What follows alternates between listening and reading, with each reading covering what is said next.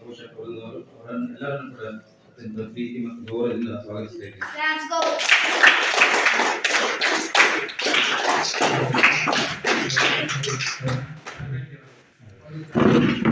ಇನ್ನೋರ್ವ ಗ್ರಾಮ ಸಂಪನ್ಮೂಲ ಶ್ರೀ ನಾಗರಾಜ್ ಇವರು ಕೂಡ ನಮ್ಮ ಕಾರ್ಯಕ್ರಮಕ್ಕೆ ಉಪಸ್ಥಿತಿದ್ದಾರೆ. ಅವರನ್ನು ನಾನು ನಮ್ಮ ಎಲ್ಲರ ಪರವಾಗಿ ಪ್ರೀತಿಯಿಂದ ಗೌರವದಿಂದ ಸ್ವಾಗತಿಸುತ್ತೇನೆ.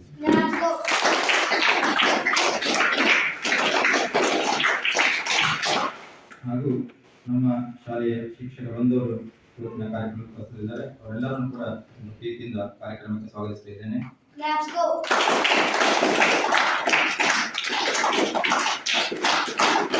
ಹಾಗೂ ಕೊನೆಯದಾಗಿ ನನ್ನೆಲ್ಲ ಒಂದು ವಿದ್ಯಾರ್ಥಿಗಳನ್ನ ಅತ್ಯಂತ ಪ್ರೀತಿಯಿಂದ ಕಾರ್ಯಕ್ರಮಕ್ಕೆ ಸ್ವಾಗತಿಸ್ತಾ ಇದ್ದೇನೆ.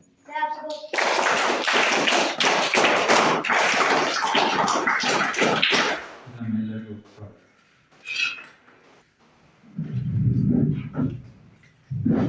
ಈ ಒಂದು ಸಭೆಗೆ ಸರ್ವರನ್ನು ಸ್ವಾಗತಿಸಿದ ನಮ್ಮ ಶಾಲೆಯ ಮುಖ್ಯ ಶಿಕ್ಷಕರಾದ ಶ್ರೀ ಗುರುನಾಥ್ ಸರ್ ಇವರಿಗೂ ಸಹ ಎಲ್ಲರ ಪರವಾಗಿ ಸ್ವಾಗತವನ್ನು ಬಯಸುತ್ತೇನೆ.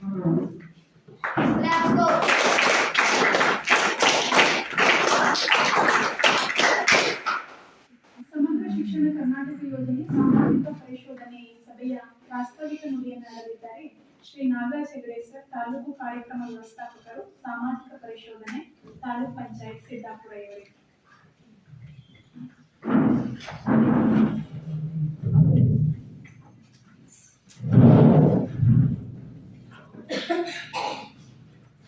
ಎಲ್ಲರಿಗೂ ನಮಸ್ಕಾರ. ಕರ್ನಾಟಕ ಸರ್ಕಾರ ಶಾಲಾ ಶಿಕ್ಷಣ ಇಲಾಖೆ ಸಾಮಾಜಿಕ ಪರಿಶೀಲನಾ ನಿರ್ದೇಶನ ಬೆಂಗಳೂರು ಜಿಲ್ಲಾ ಪಂಚಾಯತ್ ಪ್ರಕರಣ ಮತ್ತು ತಾಲೂಕು ಪಂಚಾಯತ್ ಸಿದ್ದಾಪುರ ಹಾಗೂ ತಾಲೂಕಿನ ಎಲ್ಲ ಶಿಕ್ಷಣ ಸಂಸ್ಥೆಗಳ ಒಂದು ಸಹಯೋಗದೊಂದಿಗೆ ನಾವು ಇವತ್ತು 2023-24ನೇ ಸಾಲಿನ ಸಮಗ್ರ ಶಿಕ್ಷಣ ಕರ್ನಾಟಕ ಯೋಜನೆ ಒಂದು ಸಾಮಾಜಿಕ ಪರಿಶೀಲನಾ ಶಾಲಾ ಸಭೆಯನ್ನು ಹಮ್ಮಿಕೊಂಡಿದ್ದೀವಿ.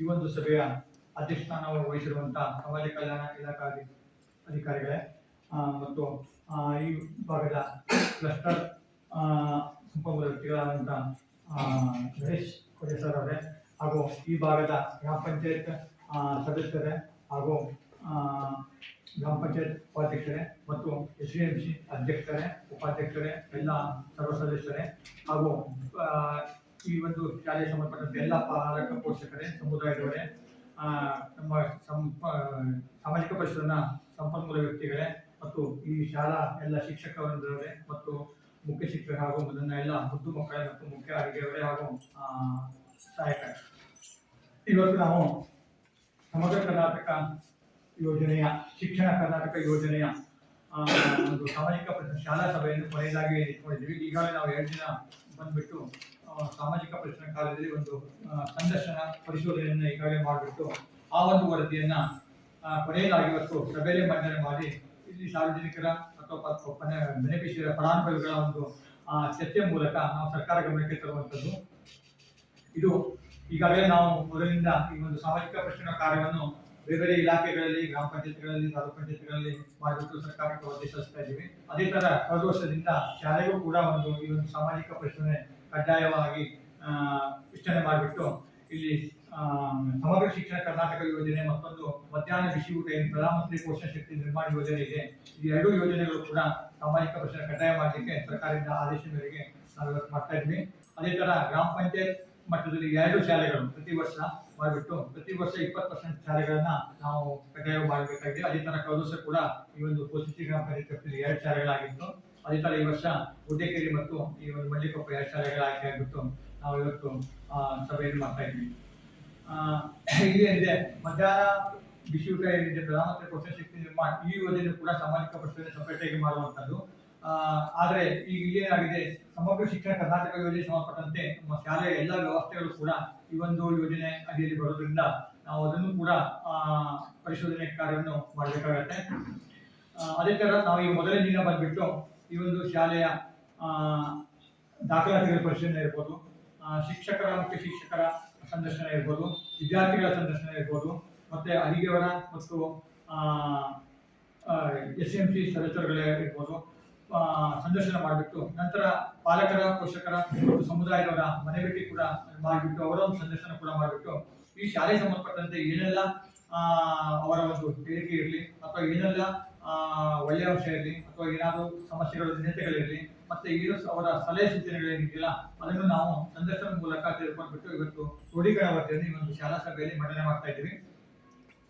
ಇದರಿಂದ ಇಲ್ಲೇ ಈ ಒಂದು ಸಾಮಾಜಿಕ ಪ್ರಶ್ನೆ ಕಾರ್ಯ ಯಾವುದೇ ಒಂದು ಸರ್ಕಾರದ ಅನುದಾನಗಳು ಕಟ್ಟೆಕಡೆಯ ವ್ಯಕ್ತಿಯನ್ನು ಬೆನಿಫಿಷರಿಗೆ ಕುರಿತು ನಾವೇನಿದೆ ಅದು ಅವರಿಗೆ ಸರಿಯಾಗಿ ಮುಟ್ತಾ ಇದೆ ಹೇಗೆ ಅಥವಾ ಮುಟ್ಟುವಲ್ಲಿ ಏನಾದರೂ ಲೋಪದೋಷಗಳು ಉಂಟಾ ಅಥವಾ ಇನ್ನೂ ಹೆಚ್ಚಿನ ಪ್ರಗತಿ ಆಗಬೇಕಂದಾಗ ಅದಕ್ಕೆ ಏನಾದರೂ ತಮ್ಮ ಸಲಹೆ ಸೂಚನೆಗಳು ಅಥವಾ ತಮ್ಮದೇ ಆದ ಏನಾದರೂ ಒಂದು ಚರ್ಚೆ ಅಥವಾ ತೀರ್ಮಾನಗಳಿದ್ರೆ ಇವತ್ತು ನಾವು ಸಭೆಯಲ್ಲಿ ಅದನ್ನ ಮಾಡಲಿಕ್ಕೆ ಅವಕಾಶ ಇದೆ. ಇಲ್ಲಿ ಈಗಾಗಲೇ ನಾವು ಶಾಲೆಯ ಒಂದು ಸಂದರ್ಶನದಿಂದ ಏನೆಲ್ಲ ಅಂಶಗಳಿದೆ ಅಂತಂದು ಈಗಾಗಲೇ ಕಂಡುಕೊಂಡಿದ್ದೀವಿ, ವರದಿ ಕೂಡ ತಯಾರಿಸಿದ್ದೀವಿ. ಏನಾದರೂ ಆಕ್ಷೇಪಣೆಗಳಿರಲಿ ಅಥವಾ ಏನಾದರೂ ಒಳ್ಳೆಯ ಅಂಶಗಳಿರಲಿ ಅಥವಾ ಏನಾದರೂ ತಮ್ಮ ಸಲಹೆ ಬೇಡಿಕೆಗಳಿರಲಿ ಅಥವಾ ಇಲ್ಲಿ ಒಂದು ಶಿಕ್ಷಣ ವ್ಯವಸ್ಥೆಗಳು ಯಾವ ಥರ ಇದೆ ಅದನ್ನು ಕೂಡ ನಾವು ಈಗಾಗಲೇ ಸಂದರ್ಶನ ಮೂಲಕ ವರದಿ ಮಾಡ್ಕೊಂಡಿದ್ವಿ.